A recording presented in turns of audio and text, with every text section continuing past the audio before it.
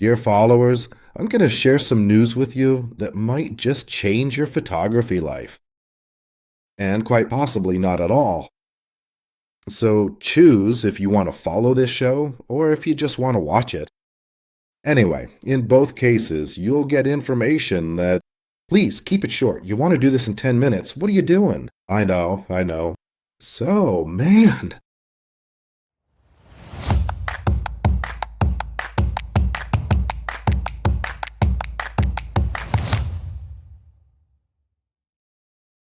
as you probably know, I edit photos in DxO PhotoLab 9, that is, the RAW format. I open the photo there, process it, and once the photo's done and I like how I've edited it, I then go to Photoshop, where I use nick collection and layers to make further adjustments. It works like this. I simply export the photo to TIFF, take it into Photoshop, and continue there. But to be honest, I'm tired of paying 15 euros every month for a Photoshop license, even though it includes Lightroom, which I don't use anymore. And if I were to cancel this subscription, when I signed up again, I wouldn't be paying 15, but about 25 euros a month. And I really don't want to do that. So I started looking into what the alternatives are. The Affinity program has been on the market for a long time, and it's already on its third version. And that third version is interesting in several areas. For one, it has significantly adapted to Photoshop as such, and for another, the Photoshop environment and tools allow me to continue working with the photo. I can create different layers, I can access plugins here like nick collection, which I like to use, and in which I already have two basic settings pre-configured that allow me to reach the final result very quickly. So either after using nick collection, I don't touch it, or I just quickly adjust some parameters. Then I use the option to apply the edit only to the toucan, for example. So I'll make an automatic AI selection here, which is accurate, which is great, and I can limit the setting only to it. So if we look at the before and after here, we see that the edit is only reflected on it. This is how it would be for the whole photo. This is just for the toucan.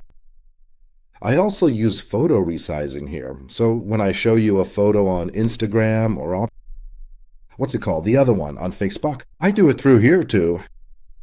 I can also sharpen the photo here through another plugin, through another nick collection plugin, which allows me to sharpen the photo perfectly so you can see it clearly, because after resizing it's not sharpened, of course.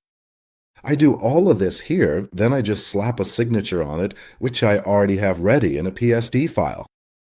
I'll center the signature and whoa, it's a beautiful piece. I'll center it, save it, and you see the photo. So I don't do anything too complex, but of course, if needed, if I feel like it, I'll still do some local adjustments, like levels. Again, I finalize it using masks and selections, and only then do you see the final image. Well, what if I used Affinity for this job instead of Photoshop?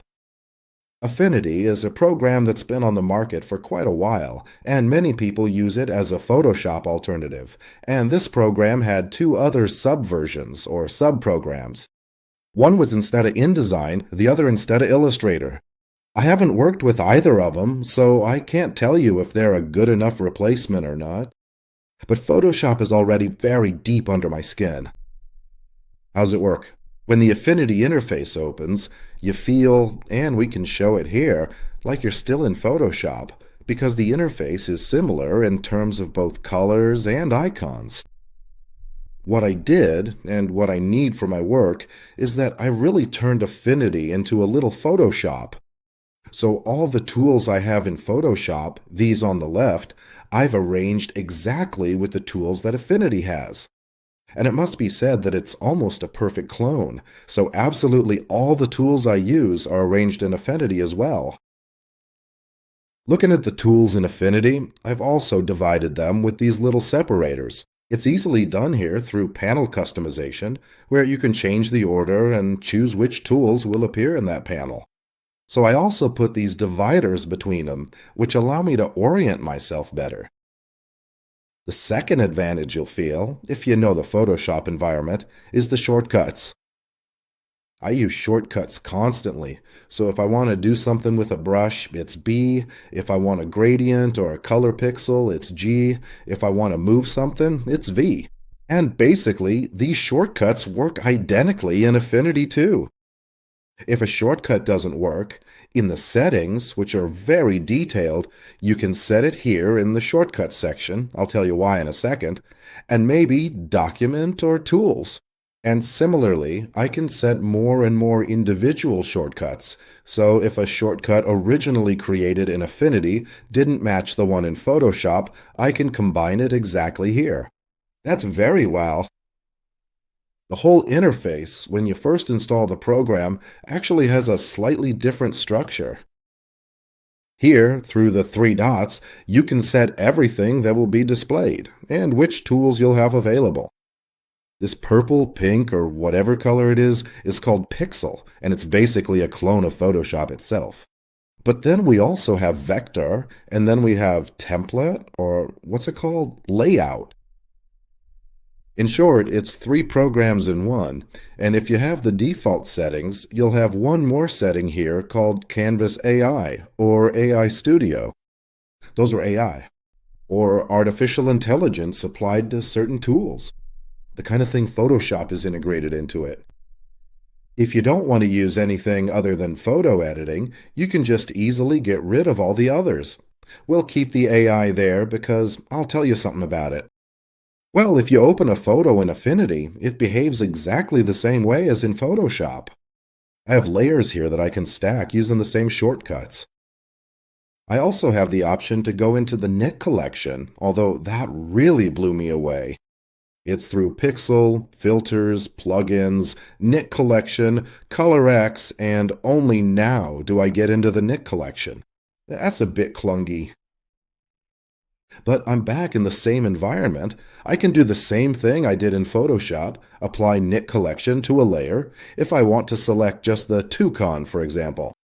Then I'll use AI selections, which works just as fantastically here, and add a mask, and I'm at the same stage one was in Photoshop. When I want to resize a photo, which is another thing I do often, you might remember that in Photoshop it's image size. Image size. In Affinity, which wants to be a clone, it's document, setup, resize, document. Another crazy thing, but it works. You can set a shortcut here, and I have one. I put it on the left side of the keyboard, just how I like it. Resizing the image to 2048 is a matter of a moment, just like in Photoshop. I can load here. My image with a signature. Move that signature into the image for the internet, and just as easily have it centered here. The line is activated here on the right with this magnet. So I have that in Affinity too, and I can publish the photo on the internet. I'll hit Control-Shift-S or Command-Shift-S. Originally, this shortcut is for something else, but I set it to save, just like in Photoshop. I can save the photo to the same location, or I can save it to a specific one. Then have it shown in Finder. And I can do all these functions here. What I can't do here yet is one of my favorites, and that's the ability to choose a specific channel in which I could edit the photo. Those are the Luma range masks. So far, this isn't possible in a simple and natural way in this Affinity program. Yes, there is a tool that is very similar to it.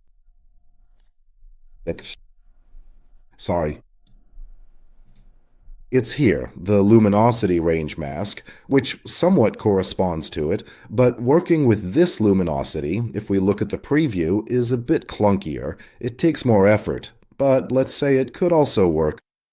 What I use in Photoshop isn't an integrated part of Photoshop, it's the TK8 plugin, and this TK8 doesn't work here. So it's possible, but it's not that simple.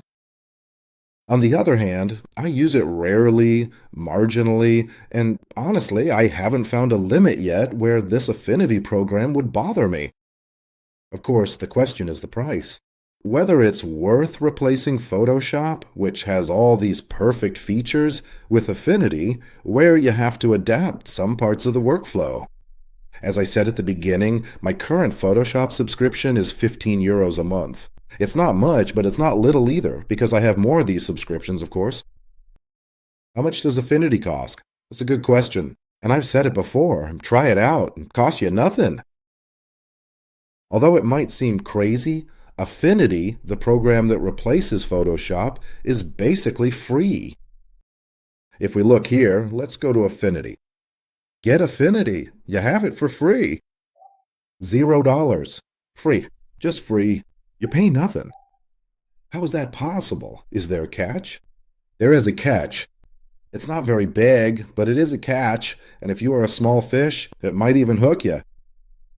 If you use the free version of Affinity, you have all these tools I talked about truly included. You don't need anything else. A potential problem may arise if you want to use modern AI services, such as AI image replacement or image enlargement and pixel calculation outside the photographed area. These are things you'll find here in the Canva AI Studio tab. And there are those cool things like AI image expansion or AI generative fill, which replaces, say, a branch with the background. As soon as you touch them, Affinity already wants you to upgrade. So if you want to use any AI services of this program, you'll need an upgrade. Well, since it costs $0, we can see how much the upgrade costs. Well, even this isn't bad. If you paid monthly, it's 300 crowns per month. If annually, it's 200 crowns per month. 200 crowns a month is about €8, which is half of my current Adobe subscription. Of course, Adobe has these AI features built in, so if I select, for example, if I outline the toucan here, let's do it very roughly, and let the AI generate a background instead of the toucan, meaning I won't fill in anything, I'll just leave it to the AI. Then the toucan disappears perfectly and I'm left with just the background. I can even choose from 3 options for how the background will look, which is great. So it looks something like this, as if the toucan was never there. And I can choose 3 more variants of how it could look. In the basic Affinity model, there aren't these AI features, but we have a brush here called the In-Painting Brush tool. If I use it to outline the toucan here, and it's always good to leave a little space around it so the pixels can be calculated better. And I'll make it disappear, so it's disappeared, as the classic saying goes. So let's see what this program can do without AI capabilities.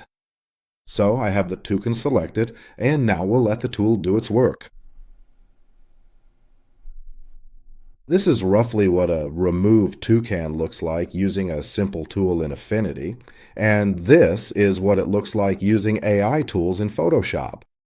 I think it's very close, and of course you could still work on it, like with these edges, for example, and you're not limited by how many times you can use the brush.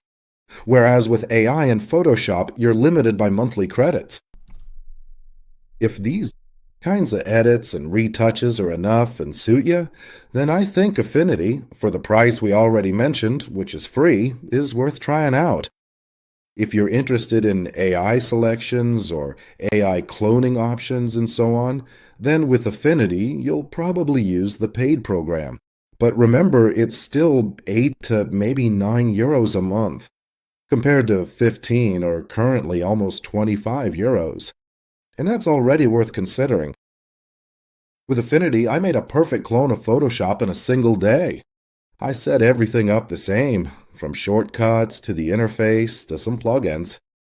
The only thing that currently bothers me the most is that it takes 5 clicks to get to the knit collection, instead of 1.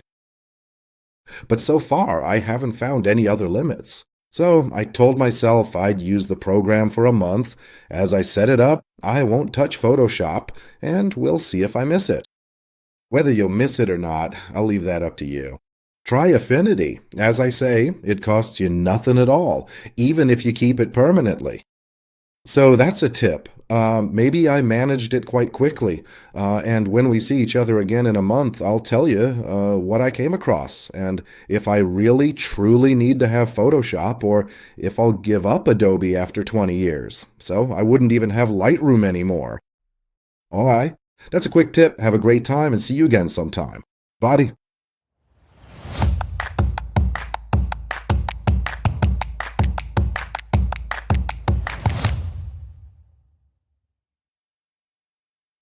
And why haven't I done this a long time ago?